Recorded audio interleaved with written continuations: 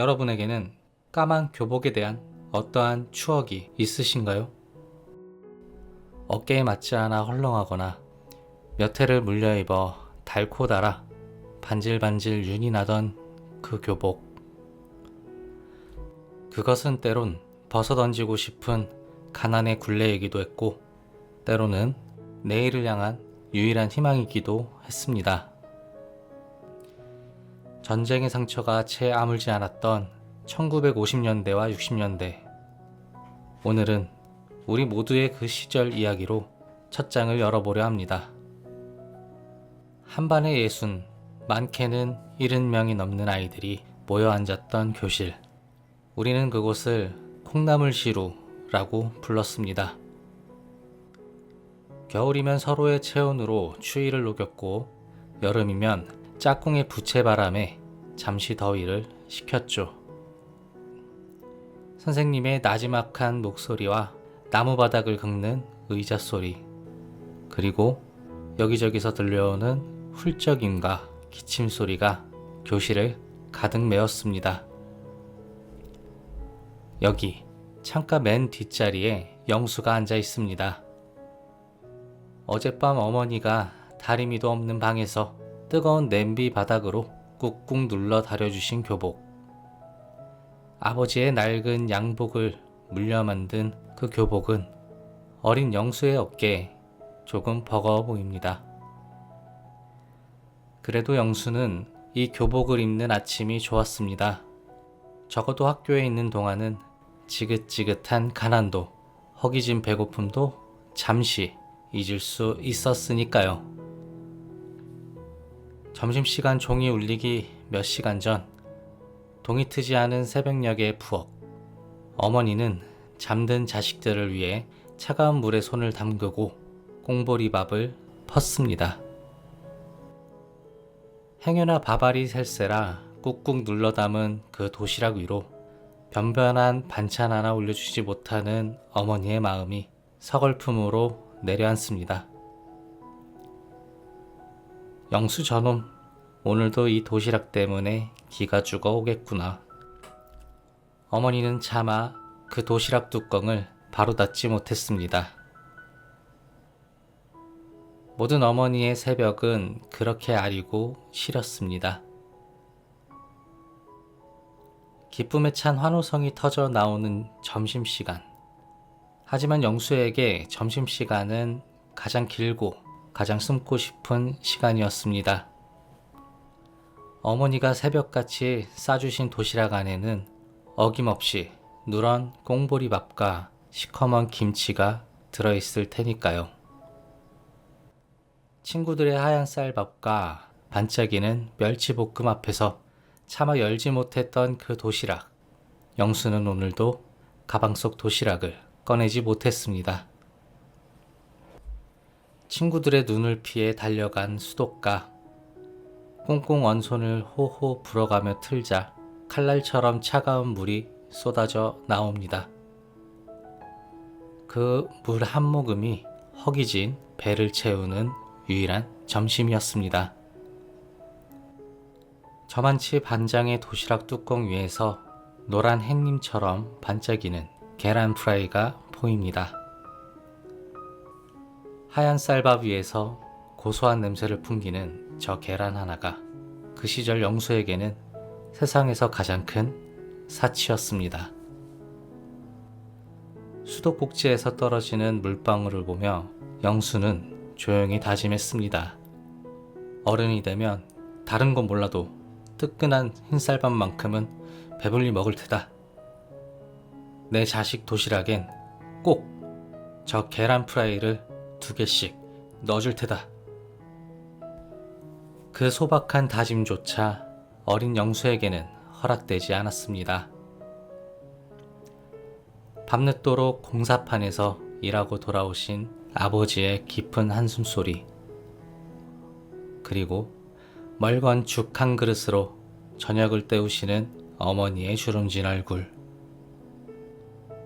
줄줄이 누워 잠든 동생들의 배고픈 숨소리를 듣던 그날 밤, 영수는 깨달았습니다. 장남인 자신이 이제 무언가를 선택해야 한다는 것을요. 다음날 아침 영수는 어머니 앞에 교복을 조용히 내려놓았습니다. 어머니, 저 서울 갈랍니다.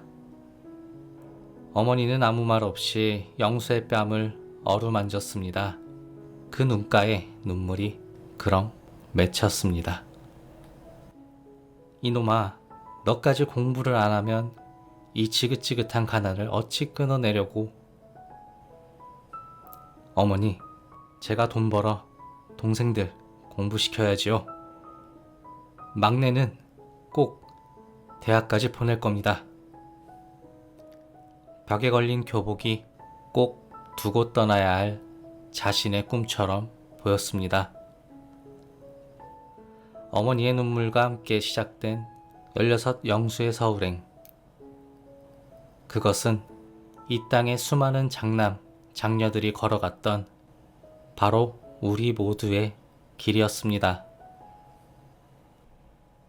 나의 배고픔보다 동생의 배고픔이 더 아팠고, 나의 꿈보다 가족의 내일이 더 소중했던 시절. 누군가의 희생으로 또 다른 누군가가 자라났던 우리는 모두 그런 시간들을 지나왔습니다. 낯선 곳에 처음 발을 디뎠을 때의 그 막막함, 그리고 희미한 두려움. 여러분은 기억하시나요? 어머니의 눈물을 뒤로하고 16 영수는 그렇게 기차에 몸을 실었습니다. 그가 탄 것은 단순히 기차가 아니었습니다. 온 가족의 희망을 싣고 달리는 꿈 그 자체였죠. 창밖으로 수없이 스쳐 지나가는 풍경들을 보며 영수는 생각했습니다. 서울에만 가면 뭐든 할 수 있을 거야. 뭐든 해낼 수 있을 거야. 하지만 꿈에 그리던 서울은 너무나도 크고 또 너무나도 차가웠습니다. 태어나 처음 와본 서울역. 고향의 기차역은 작고 한가했지만 이곳은 달랐습니다. 사람들은 서로 어깨를 부딪히며 밀려들었고, 영수는 그 거대한 파도 속에서 그만 길을 잃고 말았습니다. 학생 비켜! 아이고 내 짐! 여기저기서 터져나오는 고함 소리에 정신이 아찔했죠. 땀으로 축축한 손으로 어머니가 챙겨주신 쌈짓돈을 움켜쥐었습니다. 낯선 사람들의 억센 팔꿈치에 밀려 뒤뚱거릴 때마다 그는 자신이 고향에서 보아온 들판의 작은 풀포기처럼 흔들린다고 느꼈습니다. 고향의 흙냄새 대신 매캐한 연탄가스와 자동차 배연이 어린 영수의 코를 찔렀습니다. 숨을 쉴 때마다 기관지가 꽉 막히는 기분이었습니다. 이 거대한 도시는 숨 쉴 틈조차 허락하지 않는 듯 했습니다. 수많은 인파 속에서 영수는 그저 보이지 않는 작은 점 하나에 불과했습니다. 가진 것 없는 시골 소년에게 세상은 그리 친절하지 않았습니다. 찾아간 직업 소개소마다 문전박대를 당하기 일쑤였습니다. 어휴, 넌 너무 어려서 안 돼. 부모님 허락은 받았어? 사고라도 나면 누가 책임져? 어린 영수의 기대는 차가운 거절의 말들 속에 무너져 내렸습니다. 며칠을 헤맨 끝에야 겨우 작은 공사장 한 구석에 잠자리를 얻을 수 있었습니다.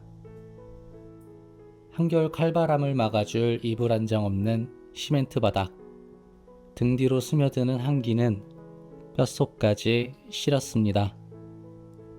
춥고 배고픈 하루를 겨우 버텨낸 그날 밤, 처음으로 제 돈을 주고 사 먹었던 뜨끈한 국밥 한 그릇. 그런데 이상하게도 그 국밥은 맵고 또 너무나도 짰습니다. 허겁지겁 국물을 넘기다 결국 영수는 뜨거운 눈물을 뚝뚝 떨구고 말았습니다. 어머니가 싸주시던 그 누런 꽁보리밥이 사무치게 그리워지는 서울에서의 첫날 밤이었습니다. 고향집에 누우면 창문 너머로 쏟아지던 그 수많은 별들이 서울의 밤하늘에선 단 하나도 보이지 않았습니다. 깜깜한 천장을 바라보며 영수는 생각했습니다. 어머니는 지금 주무실까? 동생들은 내 걱정을 하진 않을까? 가족들의 얼굴이 하나둘 스쳐 지나가자 차갑게 식었던 가슴이 다시 뜨거워졌습니다. 그래, 울고 있을 시간이 없다. 이렇게 무너질 수는 없다. 내일은 오늘보다 조금 더 씩씩하게 버텨내야 한다. 16 영수는 그렇게 보이지 않는 별들에게 스스로의 다짐을 속삭이며 차디찬 서울의 첫날 밤을 견뎌내고 있었습니다. 차가운 도시의 밤을 견디게 한 것은 어쩌면 밤하늘의 별이 아니라 가슴 속에 품은 뜨거운 약속이었을 겁니다. 여러분의 첫 월급날 기억하십니까? 차가운 서울의 첫날 밤을 눈물 젖은 국밥으로 견뎌낸 16 영수. 소년의 시간은 이제 진짜 노동의 시간으로, 땀의 시간으로 채워지기 시작합니다. 아직 별이 뜨는 새벽, 뽀얀 입김을 뱉으며 인력시장으로 향하던 길. 그곳에서 영수는 하루의 노동을 팔아 하루의 끼니를 얻었습니다. 쇠를 때리는 망치 소리와 인부들의 거친 고함 소리가 뒤섞인 공사장. 어른들의 거친 욕설과 삿대질 속에서 소녀는 이를 악물고 시멘트를 날렸습니다. 점심시간이 되면 아무데나 주저앉아 시커먼 김치 조각에 차가운 밥을 꾸역꾸역 삼켰습니다. 밥알 사이로 흙먼지가 서걱거렸지만 배고픔을 이길 수는 없었습니다. 처음 며칠은 온몸이 부서지는 듯 아팠습니다. 밤이면 팔다리가 저려와 잠을 설쳤고 물집이 터져 피가 맺힌 손바닥은 손가락을 쥐기조차 힘들었죠.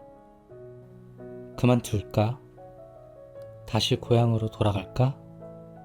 수십 번도 더 무너지는 마음을 영수는 하늘의 달을 보며 다잡았습니다. 고향집 지붕 위에도 저 달이 떠 있을 테지요. 그렇게 하루, 이틀, 시간이 흘러갔습니다. 소년의 손바닥에는 아물지 않은 상처 대신 단단한 굳은 살이 자리 잡기 시작했습니다. 그 굳은 살은 가난한 소년이 세상에 태어나 처음으로 얻은 자랑스러운 훈장이었습니다. 그리고 마침내 손꼽아 기다리던 첫 월급날이 밝았습니다. 저녁 노을이 붉게 물들 무렵 하루의 노동을 마친 인부들이 십장 앞에 줄을 섰습니다. 김씨, 이씨, 어이 박씨. 십장이 무심하게 이름을 부를 때마다 지친 얼굴의 인부들은 말없이 다가와 누런 봉투 하나를 받아들었습니다. 그 표정엔 기쁨보다 허탈함이, 안도감보다 고단함이 더 짙게 배어 있었습니다. 영수는 마른 침을 꿀꺽 삼키며 자신의 이름이 불리기를 기다렸습니다. 혹시 잊어버린 건 아닐까? 심장이 세차게 뛰었습니다. 어이 다음! 영수! 그 순간 세상의 모든 소리가 멎는 것 같았습니다. 십장이 건네는 누런 월급봉투. 삐뚤빼뚤한 글씨로 쓰인 김영수 귀하라는 자신의 이름 석자. 떨리는 손으로 받아든 그 봉투는 세상에서 가장 따뜻한 금괴처럼, 그리고 천근만근의 바위처럼 무겁게 또 무겁게 느껴졌습니다. 쭉방으로 돌아오는 그 짧은 길이 천리길처럼 아득하게 느껴졌습니다. 혹여 누가 뺏어갈세라 영수는 월급 봉투를 가슴 깊이 품고 몇 번이고 뒤를 돌아봤습니다. 그날 밤 영수는 잠들지 못했습니다. 호롱불 아래 땀과 흙먼지로 얼룩진 지폐들을 세고 또 세어보았습니다. 한 달의 고된 시간이 수천 번의 땀방울이 바로 이 작은 종이 몇 장으로 돌아왔습니다. 영수는 그 돈을 조심스럽게 나누기 시작했습니다. 이 돈은 아버지 어머니 겨울 내복값, 이 돈은 막내 다음 학기 공납금, 그리고 이건 동생들 눈깔 사탕 사줄 돈. 방세와 방값을 떼고 나니 자신을 위한 몫은 단 한 푼도 없었습니다. 하지만 영수는 세상의 모든 것을 가진 것처럼 마음이 꽉 차올랐습니다. 이튿날 영수는 난생 처음으로 남대문 시장에 갔습니다. 어머니 아버지께 드릴 따뜻한 내복 한 벌을 사기 위해서였죠.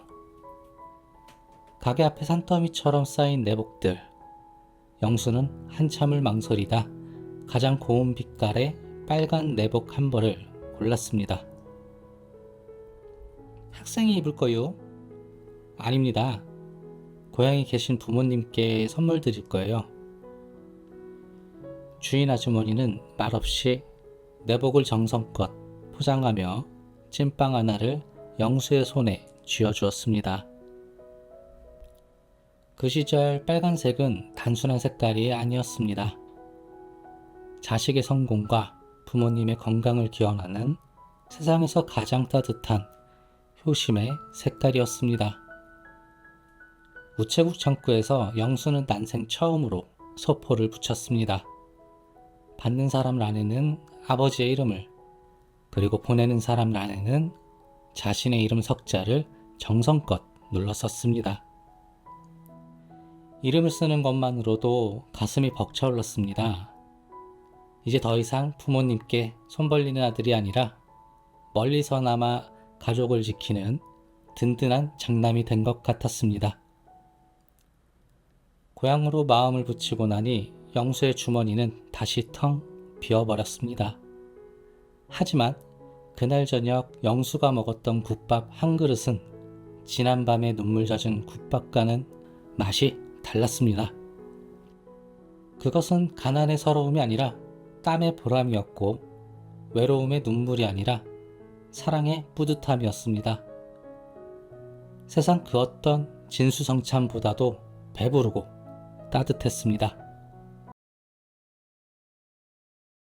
한 남자의 인생에는 나라는 이름이 잠시 사라지고 오롯이 우리라는 이름으로 살아가야 하는 시간이 있습니다. 때로는 의무라 불리고 때로는 희생이라 불렸던 그 시간. 조국은 가장 빛나는 시절의 청춘을 요구했고, 청춘들은 기꺼이 자신의 젊음을 국방색 군복과 맞바꾸었습니다. 땀 흘리는 노동의 대가로 조금씩 서울에 뿌리 내리던 20살 영수. 그에게도 피할 수 없는 부름이 도착했습니다. 고된 노동에 익숙해질 무렵 영수의 삶은 아주 작은 안정을 찾아가고 있었습니다.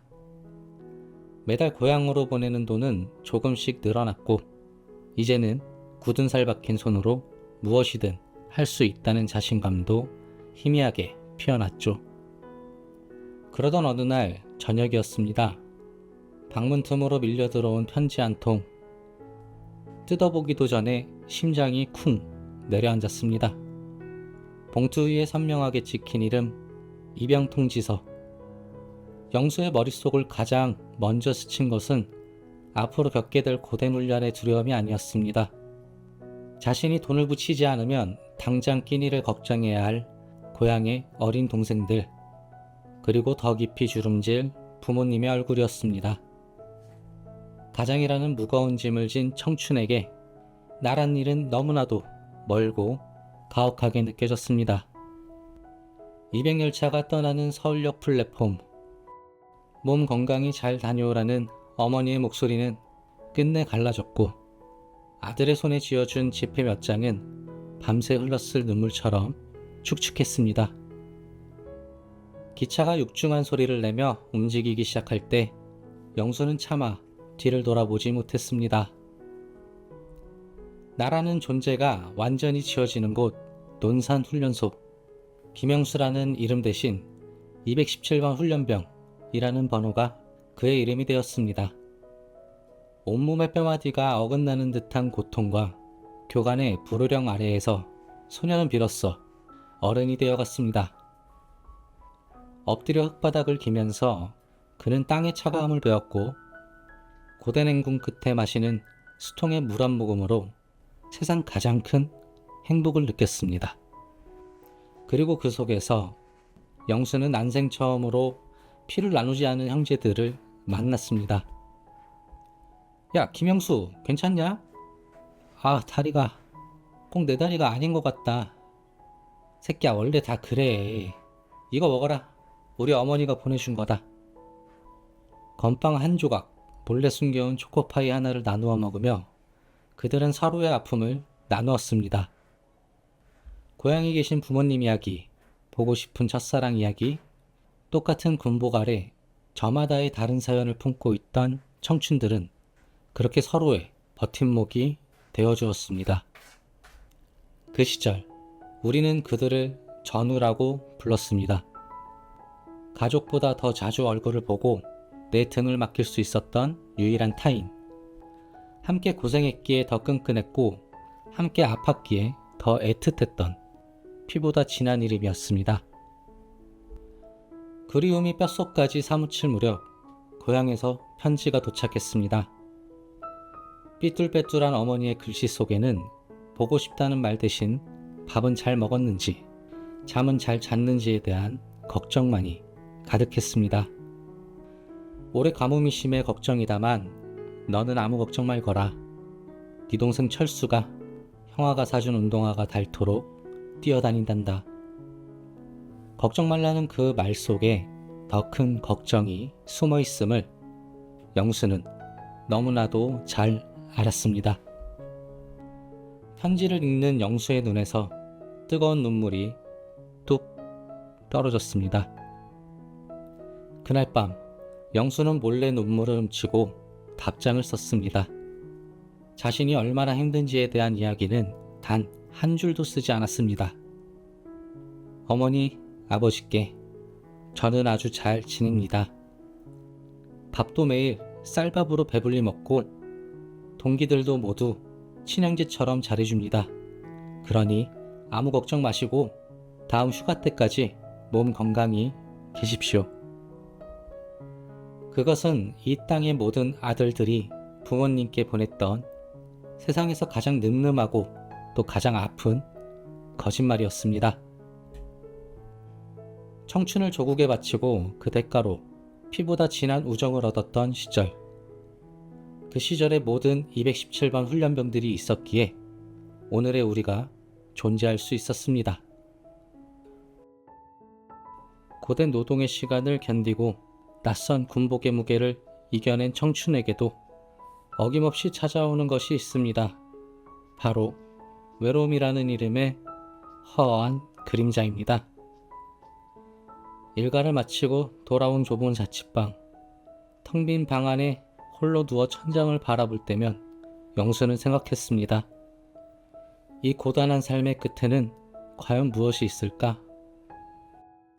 가족을 위한 책임감만으로는 채워지지 않는 삶의 빈자리가 시리게 느껴지던 24살의 어느 날, 영수의 인생에 드디어 새로운 바람이 불어오기 시작합니다. 영수야, 너도 이제 나이가 찼는데 장가갈 생각해야지. 고향 어른의 성화에 영수는 손사래를 쳤습니다. 아유 어르신, 제가 무슨 저같이 배운 거 없고 가진 것 없는 놈이 누굴 만난다고 그럽니까? 중매인은 그런 영수의 어깨를 툭 치며 말했습니다. 이놈아, 사내 자식이 성실하면 됐지. 만나보기나 해.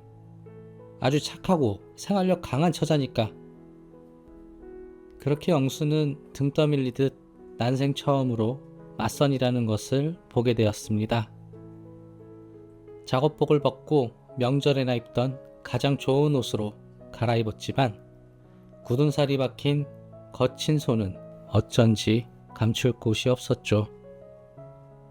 약속 장소였던 신의 한 다방, 낯선 커피향과 달콤한 쌍화차 냄새가 뒤섞인 그곳에 훗날 그의 아내가 될 영숙이 앉아 있었습니다. 공장에서 일하며 동생들의 학비를 대고 있다는 그녀. 수줍은 미소 뒤로 영수 자신과 꼭 닮은 단단한 삶의 의지가 엿보였습니다. 저 고향은 어디십니까? 경북입니다. 아, 저는 전라도인데 멀리서 오셨네요. 한참이나 어색한 대화가 오가던 중 영수가 어렵게 물었습니다. 서울 생활은 힘들지 않으십니까? 그 말에 영숙이 처음으로 희미한 미소를 지었습니다. 힘들지 않은 사람이 어디 있겠어요. 그래도 저는 괜찮습니다. 매달 고향에 계신 어머니 약값이라도 보탤 수 있으니까요. 그 순간 영수는 알 수 있었습니다. 그녀 역시 자신처럼 누군가의 삶을 짊어지고 있다는 것을. 영수도 나지막히 말했습니다. 저는 막내 동생 대학 보내는 게 꿈입니다. 그 어떤 화려한 미사여구보다 서툴고 투박한 대화 속에서 두 사람은 서로의 아픔과 성실함을 조금씩 읽어내고 있었습니다. 차가운 빌딩 숲이었던 서울의 밤이 그녀와 함께 걷는 그 순간만큼은 조금 다르게 느껴졌습니다. 어깨가 스칠 듯 말 듯 그 거리에서 영수는 처음으로 이 삭막한 도시에서 누군가와 함께 뿌리 내리고 싶다는 꿈을 꾸었습니다. 그때였습니다. 밤의 정적을 깨고 통행금지를 알리는 사이렌 소리가 날카롭게 울려 퍼졌습니다. 통금이라는 이름의 시대적 족쇄는 이제 막 시작되려는 풋풋한 사랑조차 허락하지 않았습니다. 아쉬움을 뒤로한 채 두 사람은 서둘러 각자의 길로 뛰어가야만 했습니다. 그 시절의 연인들은 그렇게 늘 시간에 쫓기듯 사랑하고 아쉬워하며 헤어져야 했습니다.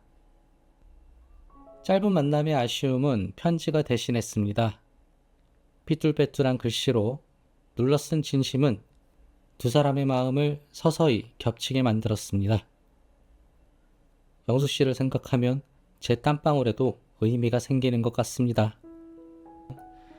영수 씨의 편지를 읽으면 고된 공장 일이 조금은 견딜만해집니다.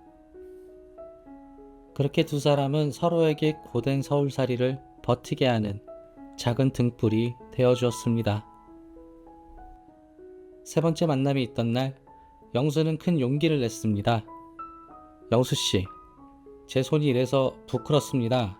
굳은 살만 박혀서 너무 거칠지요. 영숙은 말없이 영수의 손을 가만히 바라보았습니다. 그리고는 수줍지만 단호한 목소리로 말했습니다. 아닙니다. 저는 영수 씨의 이 손이 세상에서 가장 정직하고 가장 따뜻하게 느껴집니다. 그 순간 영수는 다짐했습니다. 이 손으로 반드시 저 여자를 행복하게 만들어주겠다고. 그녀와 함께라면 이 춥고 낯선 서울에서 비로소 우리 집을 만들 수 있을 것 같았습니다. 사랑이 사치였고 연애가 꿈이었던 시절. 그 시절의 사랑은 뜨거운 고백이 아니라 서로의 고단함을 말없이 알아주는 이해였고, 화려한 선물이 아니라 나의 길을 함께 걸어주겠다는 믿음이었습니다. 여러분의 첫 만남은 어떤 모습으로 기억되고 있나요? 통금 사이렌 소리에 아쉬워하며 뛰었던 그 밤의 추억을 간직하고 계신가요? 당신의 인생에서 가장 설레었던 그 첫 만남의 기억을 댓글로 함께 나눠주세요. 다음 시간에는 두 사람의 소박하지만 가장 위대한 약속, 제6화 반지 하나, 연탄 한 장의 약속 편이 이어집니다. 오늘도 당신의 가장 빛났던 시절과 함께 할 수 있어 진심으로 기뻤습니다.